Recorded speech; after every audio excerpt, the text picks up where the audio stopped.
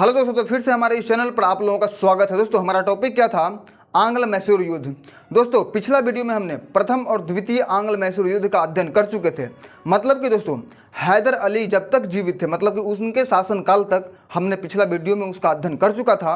अब दोस्तों हैदर अली के गुजर जाने के बाद अब यहाँ पर आगमन होता है टीपू सुल्तान का।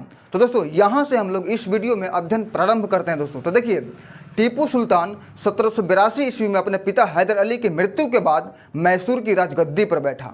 राजनीतिक दूरदर्शिता में यह अपने पिता हैदर अली के समकक्ष ही था। टीपू सुल्तान दोस्तों एक पढ़ा लिखा योग्य शासक था। इसे अरबी, फारसी, उर्दू एवं कन्नड़ भाषाओं का ज्ञान था। इसने अपने नवीन प्रयोगों के अंतर्गत नई मुद्रा, नई मापतौल की इकाई और नवीन संवत को प्रारंभ करवाया। टीपू सुल्तान जटिल चरित्र वाला और नए विचारों से परिपूर्ण एक प्रभावशाली व्यक्ति था। कुछ वर्ष पूर्व दोस्तों श्रृंगेरी के पत्रों से पता चलता है कि जब 1719 ईस्वी में मराठा आक्रमणों से श्रृंगेरी के मंदिर का भाग टूट गया तो श्रृंगेरी के मुख्य पुरोहित की प्रार्थना पर टीपू सुल्तान ने मंदिर की मरम्मत के लिए और शारदा देवी की मूर्ति की स्थापना के लिए धन दिया था। टीपू सुल्तान ने दोस्तों श्रीरंगपट्टनम के दुर्ग में स्थित श्री रंगनाथ नरसिंह की पूजा में कभी भी हस्तक्षेप नहीं किया। दोस्तों टीपू सुल्तान ने फ्रांसीसी क्रांति में गहरी दिलचस्पी ली।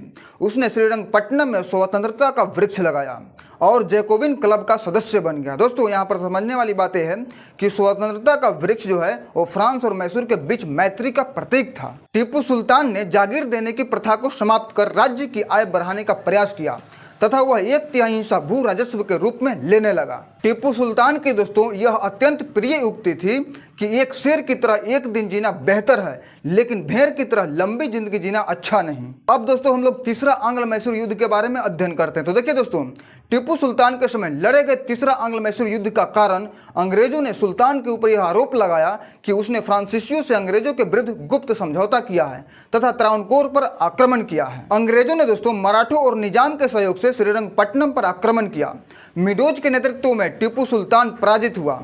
फरवरी 1972 में दोस्तों तत्कालीन गवर्नर जनरल कॉर्नवालिस ने टीपू सुल्तान के श्रीरंगपट्टनम किले को घेर कर उसे संधि के लिए विवश किया। अंग्रेजों और टीपू सुल्तान के मध्य मार्च 1972 में श्रीरंगपट्टनम की संधि संपन्न हुई।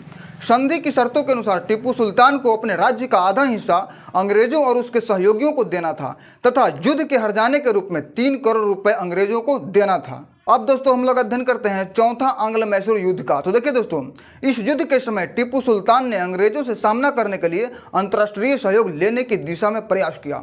इसने नेपोलियन बोनापार्ट से पत्र व्यवहार किया। दोस्तों पत्र व्यवहार का मतलब होता है जैसे कि चिट्ठी आने जाने की प्रक्रिया को पत्र व्यवहार कहा जाता है। चौथा आंग्ल मैसूर युद्ध के समय दोस्तों अंग्रेजों ने निजाम और मराठों से युद्ध में प्राप्त लाभ को 3 बराबर भागों में बांटने की शर्त पर समझौता किया।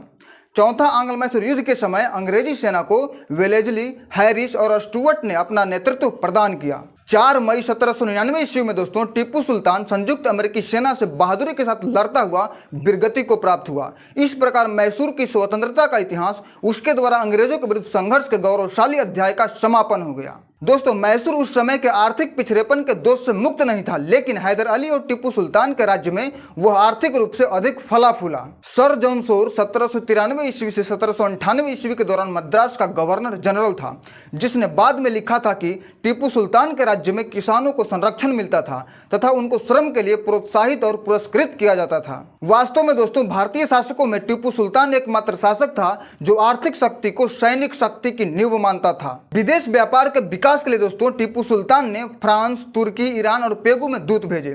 चीन के साथ भी उसने व्यापारिक संबंध स्थापित किए। बंदरगाह वाले नगरों में व्यापारिक संस्थाएं स्थापित कर टीपू सुल्तान ने रूस और अरब के साथ व्यापार बढ़ाने का प्रयत्न किया।